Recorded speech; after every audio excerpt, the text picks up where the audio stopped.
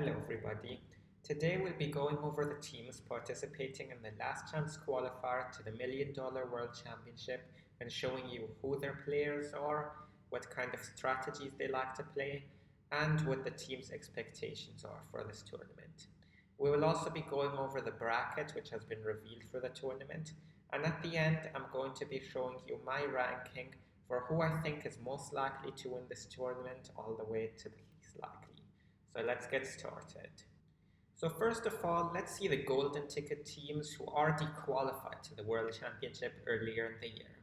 So from April, Synchronic qualified, who were known as Reported Gaming before. From May, we had STMN, who were known as VM Legacy. From June, we had Millesime MG, who were the French team who were known by many other names like MS Esports. From July, we had Navi, who you all know. From the Chinese qualifier, we had a new team, MTFY. We haven't seen them before in any World Championship before. And this weekend, we'll be finding out who's going to qualify from the last chance qualifier. So the teams who are in the last chance qualifier won silver tickets from previous tournaments. So in April, we had Vatang, who are a South Korean team who've been sort of active at times. Some years they haven't played as much, but they've been very much around the competitive scene. From May, we had HTM Brazil, who are also known as Clash Champs, the world champions from last year. From June, we had the Momentum Shifters, who are a new team. From July, we had Pulse Gaming, who are a Japanese team that are generally less well known compared to the other ones like Navi. And then from the Snapdragon Pro Series, we had Tribe Gaming qualify. And from the GCC Gothic division, we had Dizi Esports, who were known by other teams like X Team and the World Championship at Tunnel 14. So let's look at the tournament bracket now. So it's a standard double elimination bracket like many other Clash of Clans tournaments. So in round one, we have Pulse Gaming taking on Tribe Gaming, and the Momentum Shifters taking on Dizi Esports. And then the winners of those matches will face Vatang and HTM Brazil in round two. Those teams got seeded directly into the second round because they qualified earlier in the year to the silver ticket, so they got a better seeding. And this tournament will be taking place very soon on the 7th to 8th of September, so right this weekend. And now we have a first team, Vatang. Now the players for Vatang are Lancelota, who's the captain, Kibaros, DP, and then two new faces since we saw them qualify in April, Frosty and GYUL. Now their favorite strategy is just Root Riders. They're one of two teams in this tournament who only play Root Riders, so yeah, that's what they do. And our expectations for Vatang, well, the team has actually been inactive for a while. Two players have left since they won the silver ticket, so that would be Invincible LG and Spray, and they're the biggest underdog for the tournament. So yeah, we haven't seen Vatang play much these days. They've been generally inactive. So let's see if they've been practicing or what they have up their sleeve for this one. And the second team to qualify for a silver ticket is HTM Brazil. And they've been the world champions last year, so we all know them. Their captain Celinho, and then Bernal, Leo, Patalino, and Achilles. Their favorite strategies, they like to play Root Riders, mainly with Achilles and Leo. Bernal and Patalino like to play Dragons, and Celinho plays some Fireball Rocket Balloons these days. So we can see they have a variety of strategies that they like to play, which gives them an advantage in matches, because when they look at the bases, they can see, okay, this base can be attacked with Root Riders, this one's a bit more difficult, so we play some Dragons on it, or Fireball attacks. So they have many different options, and they can really find the best strategy for each base. And they've been extremely consistent with both 3 stars and speed.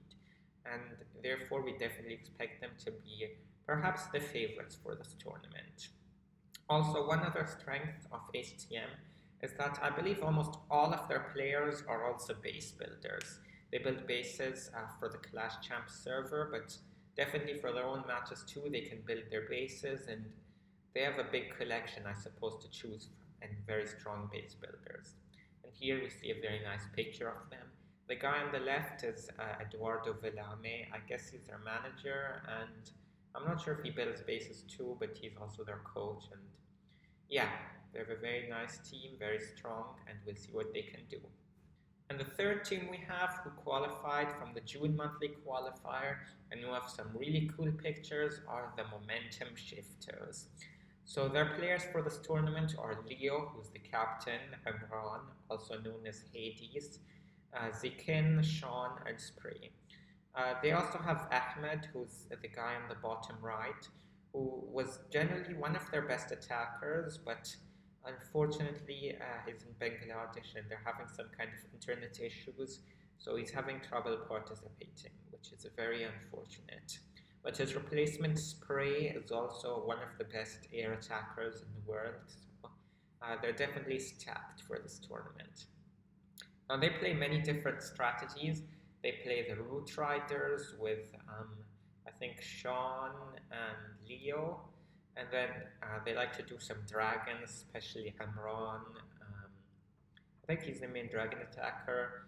Zikin likes to do creative things like the fireball rocket balloons, sometimes Zap Lalo as well. We saw the Momentum Shifters play quite a bit more Zap Lalo compared to the other teams. So even though it's not really in this meta these days and people prefer the fireball attacks, maybe we'll see them breaking it out and showing some creativity there.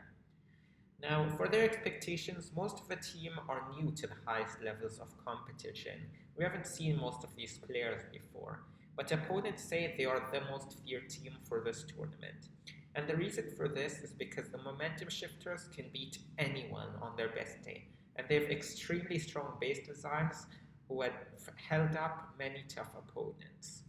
So if the Momentum Shifters turn up on their day, they can definitely steamroll through anyone in this tournament.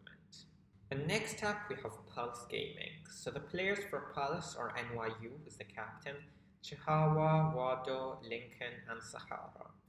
So Pulse Gaming are generally the less well-known Japanese team, especially compared to Navi or Early Attacks, who played earlier but sort of disbanded.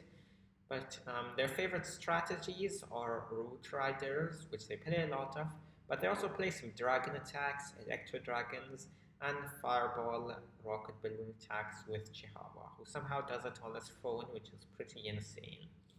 Now, the expectations for Pulse, they're a less well-known team, but in this meta, they've turned out very strong. They're very consistent with their 3 stars, and they generally put up a very reasonable and quick time. So they generally kind of escape people's attention, but if things go their way, they could quietly steal their way to this golden ticket. So we'll be interested to see what they can do, and they'll definitely be a tough opponent for anyone. And next up, we have Tribe Gaming. And of course, we know their players, Kronos, the captain, Nibrax, Exorcist, Rakiris, and Yo-Yo. And their base builders, we also know they are Stefan and Sir Iron, and also Kronos and Yo-Yo built some bases as well. Now for their favorite strategies, Tribe have many different strategies. So we have Root Riders, which they play mainly with Exorcist and Yo-Yo, and then the Dragon attacks for Nibrax, the air spam guy. Rakiris has been playing some Electro Dragons these days, and Kronos has been practicing his Fireball attacks as well. So now Tribe Gaming, what can we expect? This year they've really been very inconsistent over all tournaments, and they vary from match to match. Their players are among the best in the world, but in this meta they need 5 out of 5 players to perform rather than the 4 out of 5 which they normally get. So we can't have one guy failing or having a bit of a bad day, because it becomes a very big problem with this meta. So if Tribe Gaming can pull up their consistency, they can really beat any team. I mean, they can bring sub 1 minute attacks regularly with a few of their attackers, and they have a very fast average, but they just can't spoil it with any fails or some big slip up from someone. So let's see what Tribe can do here. And the final team to qualify for the last chance qualifier is Dizi Esports. So their players, we have Den Den the captain, Jaga, Chien, Yoeta, and Kai. And as I said earlier, they've played under X team before in the Town Hall 14 World Championship. Their favorite strategies are just route riders, just like Vatang. They don't play anything else. But Dizi Esports are very good with their route riders. They are consistent and very quick. But the problem with route riders is that they often lack this edge to beat other teams. They don't often bring that sub 1 minute speed like a fireball attack or a quick dragon attack, which is definitely a weakness for Dizi. And this is definitely going to hold them up against many of the highest opponents who can regularly put up very fast times. But let's see what Dizi can do in this tournament. And finally here we have the potential ranking for the teams in this qualifier. So let's see what I put up. Well, first of all, I definitely have HTM Brazil emerging as the clear favorite. They're the defending world champions, plus they're incredibly quick, accurate, and nearly flawless. There's nothing wrong with HTM. They're pretty much a perfect team these days. Second, I have the momentum shifters. Their opponents describe them as the most feared team because they can beat anyone, they have tough bases, but with their high-risk style of play, they can occasionally miss an attack and fall short, or something could go wrong. Now, next I have Pulse Gaming as a secondary favorite. So although they are able to keep up with the best teams, they're quick, always accurate, they often lack this edge to outpace the best teams in the world. I suppose because they play a bit more safely, but if their opponents have a bit of a slip, Pulse can definitely take the lead. After the favorites, we have Tribe Gaming, who certainly need more consistency with this meta. If they can just get 5 out of 5 players, all of them performing, not one of them missing, and they can keep it together, they can definitely win. The fifth team, we have Dizi. They're an amazing team, but when you want trick route riders, it's just difficult to beat the highest teams in this meta. So they will definitely require some mistakes from their opponents if they want to win. And sixth, we have Vatang. They've been inactive for a while. We don't know what we can expect from them. They're mainly participating just because they qualified so early on. On paper, some of their new players like Frosty, I don't know how good they're going to be. I've seen Frosty before with the momentum shifters. I suppose he was okay. I don't exactly remember. But who knows? They could have them put up their sleeve. Maybe Lancelot is training them all very hard. We'll have to wait and see until a few days' time. So thanks very much for watching this video, everyone. You'll definitely want to subscribe because right after the last chance qualifier, I'll be releasing all of the bases from the winning team. Not only the bases in the final match, but every single base that team used, whoever it's going to be. So you'll definitely want to subscribe to not miss that video. And I hope you enjoyed this one. And let me know in the comments which team you're backing to win this last chance qualifier and make it to the World Championship.